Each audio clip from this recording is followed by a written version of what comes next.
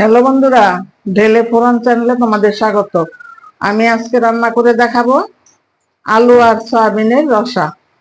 তো বন্ধুরা, তোমরা দেখো আজকের আমার রেসিপিটা তোমাদের যদি ভালো লাগে আমার চ্যানেলটা সাবস্ক্রাইব করে আমার পাশে থেকো, আর পাশে থাকা বেল আইকনে ক্লিক করে দিও এরকম নিত্য নতুন রেসিপি পাওয়ার জন্য।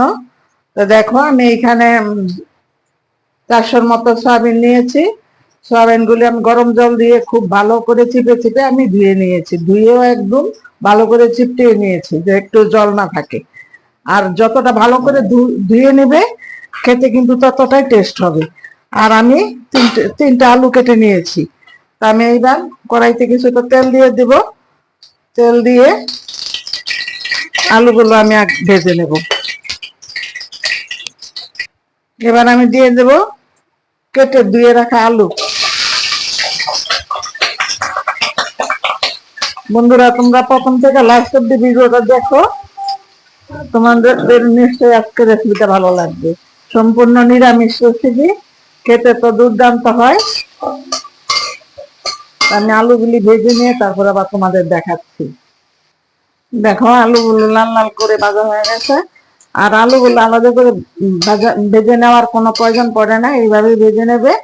এবার আমি দিয়ে দেবো তার উপরে ধুয়ে রাখা সয়াবিন। তো বন্ধুরা, এই সয়াবিনের এই রসাটা এতই টেস্টি হয়, মানে মাছ মাংসের স্বাদ কিন্তু তোমরা ভুলে যাবে এইভাবে যদি রান্না করো। মানে খেতে কিন্তু খুবই সুস্বাদু হয়। পরিমাণ মতো হলুদ, তারপরে দেব পরিমাণ মতো লবণ, তার উপরে দেব সামান্য শুকনো লঙ্কার গুঁড়ো দিয়ে এবার আমি সবগুলো একসাথে খুব ভালো করে ভেজে নেব।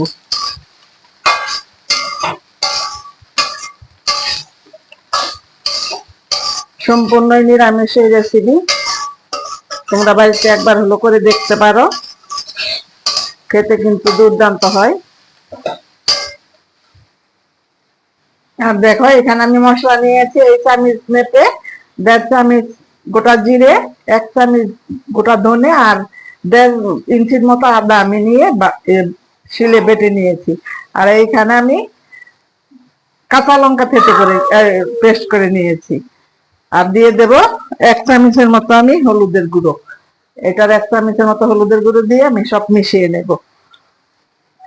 কড়াইতে পরিমাণ মতো তেল দিয়ে নিয়েছি, সরষের তেল। এবার দিয়ে দেব 2টা তেজপাতা আর 1টা শুকনো লঙ্কা মাঝখান দিয়ে ছিঁড়ে নিয়েছি। এই পর্যায়ে দিয়ে দেব গোটা জিরে।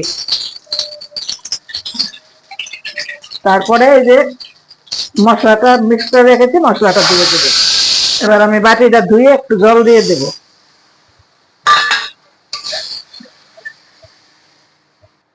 এবারে মশলার উপরে দিয়ে দেবো আর কিছু পরিমাণ লবণ। কারণ লবণটা বুঝে দেবে, কারণ আগে যেহেতু লবণটা আমি দিয়েছি সেই জন্য লবণটা আমি একটু কম করে দিয়েছি। আর জালটা তোমরা কম বেশি করে নেবে। এবার আমি ভালো করে মশলাটা একদম কষিয়ে তারপরে আবার আসছি ফিরে। দেখো মশলা কষানো হয়ে গেছে। এই পর্যায়ে আমি দিয়ে দেব ভেজে রাখা সয়াবিন আর আলু। তোমরা বাড়িতে একবার হলো করে দেখতে পারো, কারণ গুঁড়া মশলার এই বাটা মশলার মধ্যে অনেক তফাৎ। আমি আর কিছুক্ষণ আবার মশলার সাথে ভেজে নেব। মতো জল,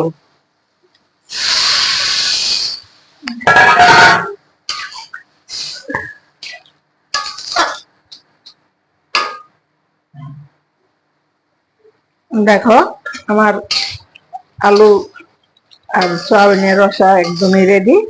এই পর্যায়ে আমি দিয়ে দেব বেটে রাখা গরম মশলা, কারণ এর থেকে আমি আর শুকাবো না, কারণ আমরা ভাত দিয়ে খাবো।